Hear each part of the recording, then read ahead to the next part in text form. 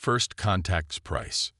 Dr. Elena Santos stood at the viewport of the research vessel Curiosity, her dark eyes fixed on the strange crystalline structure floating in the void before them. After 20 years of searching for alien life, humanity had finally found something, though not what anyone had expected. The massive geometric formation stretched for kilometers, its faceted surface reflecting starlight in ways that defied conventional physics. Analysis complete, Doctor, announced Dr. James Chen from his station. The structure's composition doesn't match anything in our database. The energy readings are, well, they're impossible. Elena nodded, her fingers unconsciously tracing the old burned scar on her neck, a reminder of her early days in quantum physics research. Impossible is just another word for something we don't understand yet, James. What's the radiation signature? Before James could answer, the ship's AI interrupted. Warning. Unknown vessels detected entering the system. 3 signatures. Configuration unknown. Approaching at FTL velocities. The bridge crew froze. Humanity had achieved faster-than-light travel 15 years ago, but had kept it secret from a handful of alien civilizations they'd encountered, playing the role of a primitive species still limited to sublight speeds. It was a carefully crafted deception, buying time while Earth developed its defenses. "Show me," Elena commanded, and a holographic display materialized before her. 3 massive ships had dropped out of FTL, their organic-looking hulls bristling with what were unmistakably weapon emplacements. They were unlike anything in humanity's classified database of known alien vessels. Dr. Santos, Captain Sarah Miller's voice was tight with controlled tension. "Please tell me we didn't just stumble onto something we weren't supposed to find." Elena's mind raced, connecting dots with terrifying speed. The crystalline structure's impossible energy readings, its perfect geometric pattern, the immediate arrival of armed ships. "Captain, we need to leave. Now." But it was too late. A transmission cut through their communications, the translation software struggling to parse the alien language. What came through was stripped of nuance but clear in its threat. "You have witnessed the forbidden. You will be cleansed." The first energy blast caught them completely by surprise, despite the Curiosity's classified defensive capabilities. The ship's quantum shields, technology humanity had kept hidden from the galaxy, strained against weapons operating on principles they'd never encountered. "Multiple hull breaches," James shouted. "We're losing containment." Captain Miller's voice cut through the chaos, initiating Protocol Omega. "Dr. Santos, delete the database. Everyone else, to the escape pods. Now." Elena's fingers flew across her console, activating the quantum encryption protocols that would protect humanity's secrets. But as she worked, her eyes kept returning to the sensor readings from the crystalline structure. In those last moments, she saw something that made her blood run cold, patterns that suggested this wasn't just a weapon or a power source, but something far more significant. The escape pod ejected with brutal force, its own smaller quantum drive spinning up as Elena watched the Curiosity's death throes through tears of rage and frustration. The research vessel's destruction lit up space like a miniature sun, the reaction of its experimental quantum core creating a brief, brilliant moment of pure energy. As the pod accelerated to FTL speeds on its pre-programmed course to Earth, Elena clutched the small quantum data core she'd managed to save. It contained only fragments of their discoveries, but she knew even those fragments would change everything. Humanity had played the role of technological primitives to buy time and safety, but that deception was about to end. The galaxy thought they knew what humanity was capable of. They were wrong. And now, because of what happened here, they were about to learn just how wrong they'd been. In the darkness of the escape pod, Elena began composing the message that would set everything in motion. Emergency Protocol Omega activated. First Contact Scenario 7 confirmed. The children of Earth are no longer content to hide. The pod's quantum communication array, another piece of technology humanity had kept secret, transmitted the message instantly across the light years to Earth's Defense Command. There would be no stopping what came next. The age of humanity's voluntary isolation was over, and the galaxy was not ready for what humanity had become. The Ghost Fleet. Admiral David Chen stood in the Strategic Command Center deep beneath the Pacific Ocean, watching as Elena Santos' transmission played for the assembled military leadership. The holographic display showed the crystalline structure and the alien vessels in perfect detail, thanks to the quantum-enhanced sensors of the now-destroyed Curiosity. "Ladies and gentlemen," he addressed the room, his weathered face illuminated by the soft blue glow of tactical displays. "For 50 years, we've prepared for this moment. Operation Ghost Protocol is now active." The room erupted in controlled activity. Deep in underground bunkers across Earth and its hidden colonies, quantum computers began executing long-prepared commands. In the asteroid belt, artificial intelligence systems awakened in secret shipyards that had never appeared on any official record. "Signal from Lunar Defense Command," announced Colonel Maya Patel, her fingers dancing across holographic controls. "Ghost Fleet emerging from quantum storage." The main display shifted to show the dark side of the moon. To any conventional sensors, the area appeared empty. But as the quantum camouflage fields began to drop, they revealed humanity's greatest secret: dozens of warships, each larger and more advanced than anything Earth had ever officially acknowledged possessing. The vessels seemed to drink in light rather than reflect it, their hulls covered in geometric patterns that mimicked the crystalline structure they'd discovered. They were the product of decades of reverse engineering similar artifacts found within our own solar system, artifacts humanity had kept hidden from their alien contacts. "Status of the EDS Artemis?" Chen asked, referring to the fleet's flagship. "Online and ready, Admiral," Maya responded. "Captain Rodriguez reports all quantum systems nominal. The new void space drives are functioning perfectly."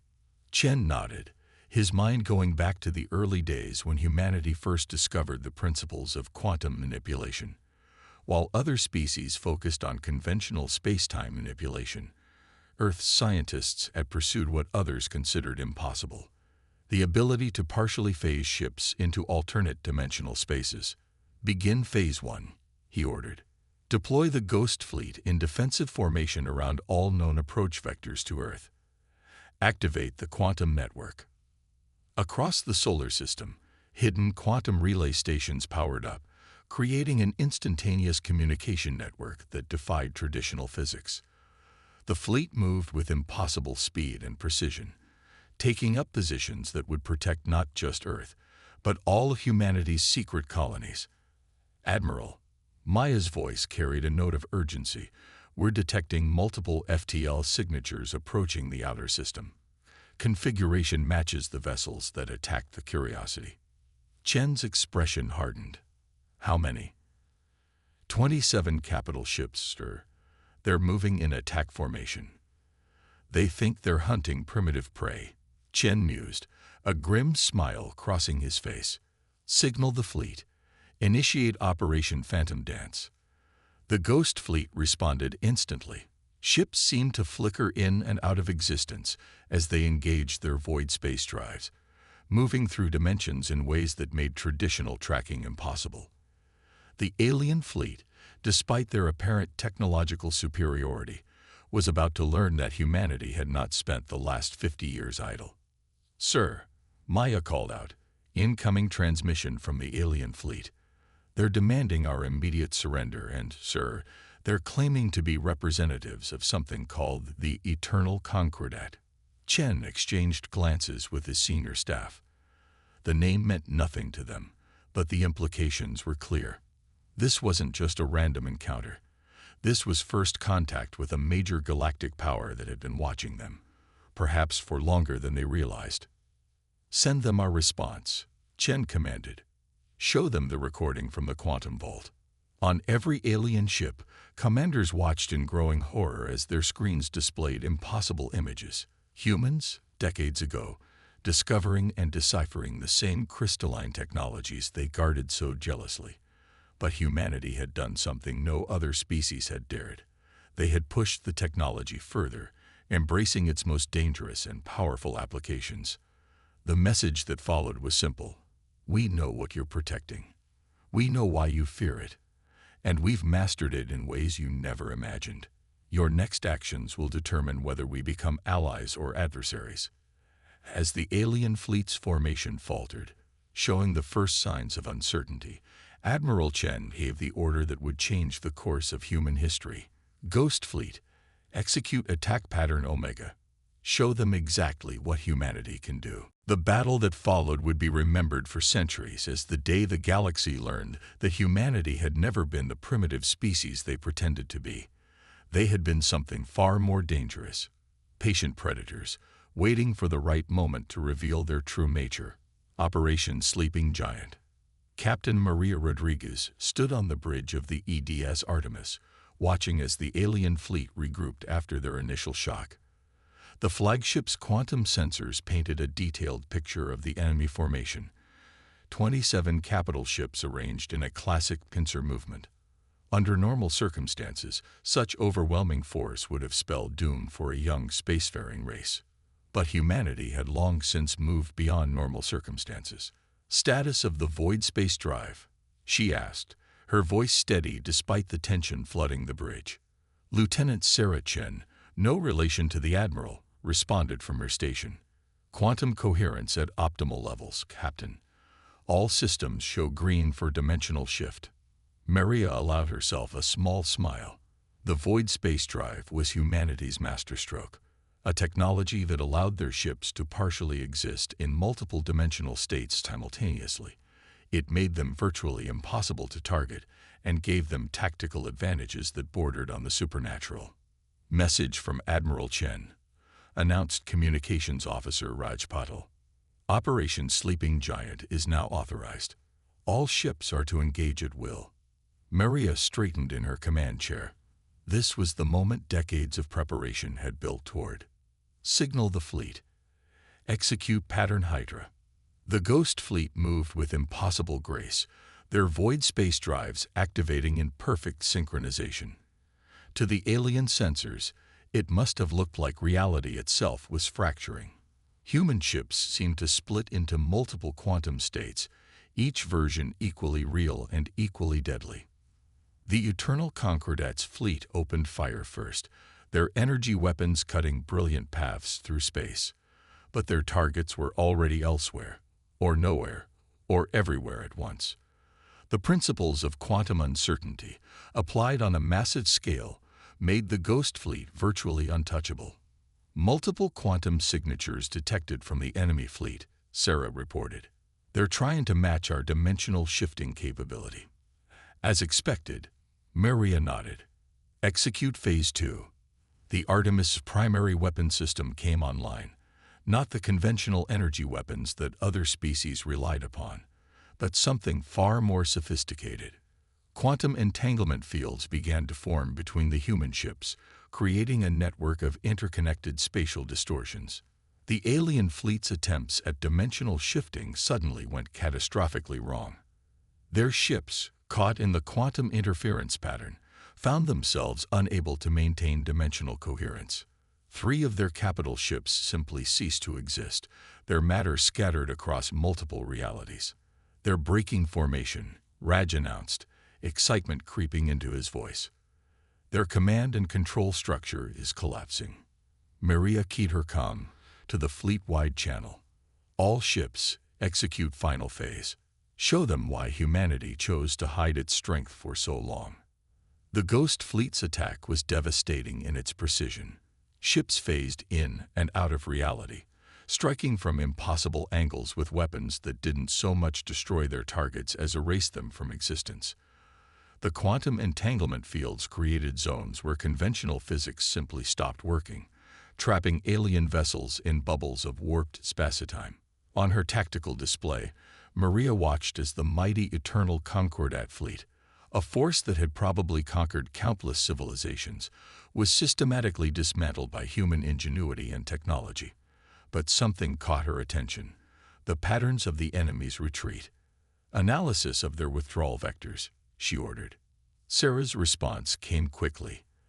"They're falling back toward the coordinates where we found the crystalline structure, Captain. Energy readings suggest they're preparing for some kind of last resort action." Maria's eyes narrowed. The crystalline structure. Humanity had found similar artifacts throughout their solar system, leading to their quantum technology breakthrough. But they had never found one as large or as active as the one that had triggered this conflict. "Priority message from Admiral Chen," Raj interrupted. "New intelligence from Dr. Santos' quantum data core. The crystalline structures. They're not just technology. They're nodes in some kind of galaxy-wide quantum network." Understanding dawned on Maria's face.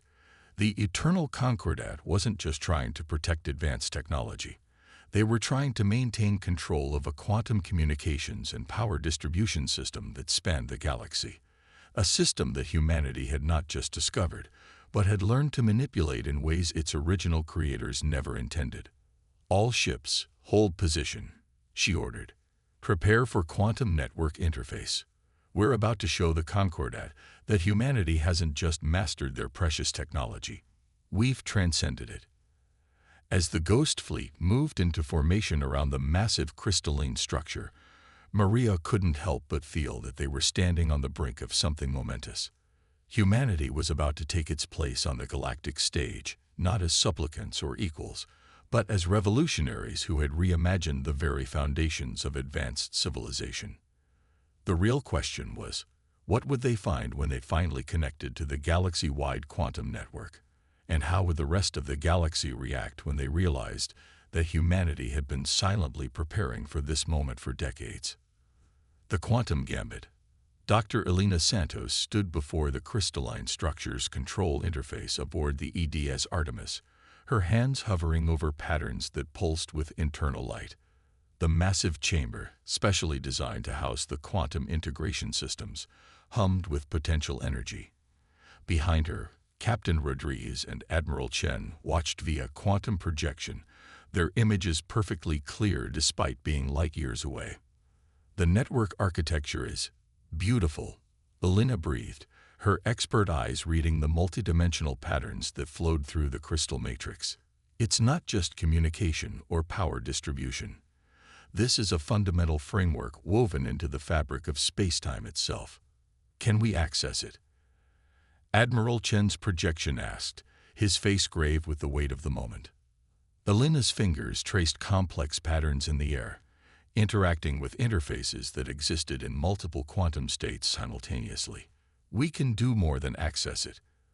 Our understanding of quantum mechanics, it's different from theirs. They built this network to be a tool. We learned to speak its language." The crystal structure pulsed, responding to her touch. Throughout the chamber, holographic displays sprang to life, showing the vast web of quantum connections that spanned the galaxy. Thousands of nodes similar to this one appeared as points of light, each representing a nexus of unimaginable power and complexity. Multiple ships detected approaching through quantum space. Lieutenant Chen reported from her station. "Configurations match known, Eternal Concordat vessels, but there's something different about these." Captain Rodriguez stepped forward, her quantum projection moving through the holographic displays. "Different how?" "These are bigger, much bigger. And the quantum signatures, they're like nothing we've seen before." Elena's hands never stopped moving across the interface. "They're coming to protect their secret. The Concordat isn't just using this network, they're dependent on it. It's the source of their power, their authority over other species." The chamber's displays shifted, showing the approaching fleet. The vessels were monstrous, their hulls inscribed with patterns that mimicked the crystalline structures on a massive scale. They moved through space in ways that defied conventional physics, using the quantum network itself as a means of propulsion. "Dr. Santos," Admiral Chen's voice carried an edge of urgency. "We need options." Elena's mind raced, connecting patterns and possibilities. The network, it's not just a tool or a weapon. It's alive, in a way. Growing, evolving. The Concordat thinks they control it, but they're just scratching the surface. She turned to face the projections, her eyes bright with revelation. We don't need to fight them for control of the network. We can show it something new. Before anyone could respond, Alina pressed her palm flat against the crystal surface. The chamber erupted in light as her quantum neural interface, a hidden advancement that even most of humanity didn't know existed, made direct contact with the network's consciousness. Through her connection, Alina could feel the vast intelligence that permeated the quantum web, not artificial or biological, but something else entirely, a collective quantum consciousness that emerged from the very mathematics of reality itself. And it was curious about these humans who spoke to it in ways the Concordat never had. The approaching fleet suddenly stopped, their quantum drives stuttering as the network itself responded to Alina's contact. Through every node in the galaxy, a new understanding began to propagate at quantum speeds. "Message incoming," Lieutenant Chen announced, her voice filled with awe. It's being transmitted through the quantum network itself, but not from the Concordat ships. It's from the network. The message appeared simultaneously in every language, in every ship, on every world connected to the network. The paradigm shifts. New paturanis emerge. The children of Earth bring change. Admiral Chen's projection stepped forward. "Dr. Santos, what exactly did you do?" Alina turned from the interface, her eyes still glowing faintly with quantum energy. "I showed it what humanity discovered, that the universe isn't just about power or control. It's about possibility, about evolution. The network wasn't created to be a tool of dominion. It was meant to be a bridge to something greater." The displays showed the Concordat fleet hanging motionless in space, their mighty ships now seemingly disconnected from the quantum network they had relied upon for so long. But more importantly, they showed thousands of other ships, from hundreds of species, all receiving the same revelation. The galaxy was about to change. "The network is rewriting itself," Alina explained, watching the cascade of changes ripple across the galaxy. "Not to human specifications, but to a new pattern, one that incorporates our understanding with its original purpose. The Concordat didn't build this network. They found it, just like we did. But they never understood what it truly was." Captain Rodriguez's projection smiled grimly. "And now the galaxy knows it too." The quantum gambit had paid off, but not in the way anyone had expected. Humanity hadn't conquered the network or defeated the Concordat through superior firepower. Instead, they had done something far more profound. They had introduced a new way of thinking to a system that had been waiting eons for exactly this kind of paradigm shift. The age of the eternal Concordat was over. But what would take its place in this new galaxy that humanity had inadvertently helped create? The answer to that question would reshape civilization itself. A new dawn. 3 months after the quantum network's awakening, the Great Hall of the new Galactic Assembly hummed with activity. Located in neutral space, the massive station had been constructed in record time through the cooperative effort of a dozen species, its architecture incorporating both physical and quantum space elements that would have been impossible before the Great Paradigm Shift. Admiral Chen stood at the human delegation's podium, flanked by Dr. Alina Santos and Captain Rodriguez.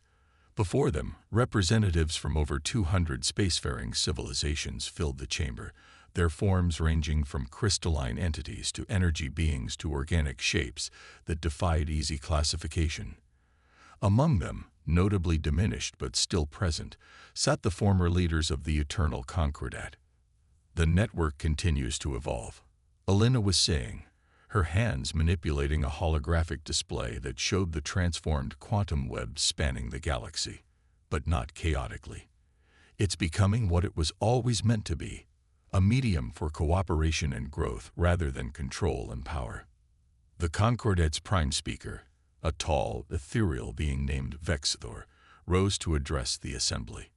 "We acknowledge our misunderstanding of the network's true nature. For 10,000 years, we believed we were its masters, when in fact, we were merely its caretakers. And poor ones at that. The question, Captain Rodriguez interjected, is where we go from here. The network has given every species equal access to its basic functions, but its more advanced capabilities seem to respond differently to different approaches. A ripple of agreement passed through the assembly. In the months since the network's awakening, various species had discovered they had unique affinities for different aspects of its functionality. Some excelled at using it for computation, others for energy manipulation, still others for transportation or communication. Perhaps that was always the intent, came a new voice. Dr. Maya Patel, Earth's leading xenorchaeologist, stepped onto the podium. Her recent discoveries had shed new light on the network's origins. We found evidence that the network wasn't created by any single species. It appears to be the product of multiple civilizations working together, each contributing their unique perspective and capabilities. The assembly erupted in excited discussion. The implications were staggering. The network wasn't just a tool or even a consciousness, but a deliberate experiment in galactic cooperation left behind by ancient species. Admiral Chen raised his hand for silence. What humanity discovered, almost by accident, was that the network responds not just to technology, but to approach, to philosophy. The Concordat sought to control it, and so they could only access its most basic functions. We sought to understand it, to communicate with it, and it showed us possibilities they never imagined. And now it shows different possibilities to different species, Alina added. Not because some are superior to others, but because diversity itself is crucial to its purpose. It's not just a network, it's a platform for galactic cooperation and advancement. The assembly's attention turned to a massive holographic display at the center of the hall, showing the latest data from the network. New patterns were emerging daily as different species discovered their unique ways of interacting with it. The galaxy was transforming, not through conquest or competition, but through a kind of technological symbiosis that no one had thought possible. We propose, Admiral Chen continued, the formation of the Network Exploration Coalition, not to control or regulate the network, but to study it together, to share our discoveries, and to ensure that its benefits are available to all species who wish to participate constructively. The vote that followed was nearly unanimous. Even the former Concordat members, having seen the limitations of their previous approach, supported the initiative. The galaxy was entering a new age, not one of human dominance as some had feared, but of unprecedented cooperation and discovery. As the session concluded, Alina stood at one of the station's quantum-enhanced viewports, watching ships of various species moving through both normal and quantum space. Captain Rodriguez joined her, their reflections overlapping in the transparent crystal. "Did you ever imagine it would turn out like this?" Maria asked. "When you first touched the network's consciousness?" Alina smiled, watching a group of crystalline beings teaching the humanoid species their unique method of quantum navigation while learning about organic computing in return. "No. I thought we were fighting for humanity's place in the galaxy. Instead, we helped the galaxy itself evolve into something new." "The children of Earth bring change," Maria quoted the network's first message, "though maybe not the kind of change anyone expected." "That's the beauty of it," Alina replied, her hand resting on the viewport surface, feeling the quantum pulses that now flowed freely through all advanced technology. "We didn't conquer or dominate. We didn't even really win in the traditional sense. We just showed the galaxy a new way of thinking. And that turned out to be the most powerful weapon of all." In the space around the station, ships of all species continued their intricate dance, each contributing to the growing complexity and capability of the network. Humanity had revealed its strength not through superior firepower or advanced technology alone, but through their capacity to imagine and embrace new possibilities. And in doing so, they had helped transform not just themselves, but the very nature of galactic civilization. The age of competition and secrecy was over. The age of cooperation and discovery had begun. And somewhere in the quantum web that spanned the stars, an ancient consciousness watched with satisfaction as its long-laid plans finally came to fruition.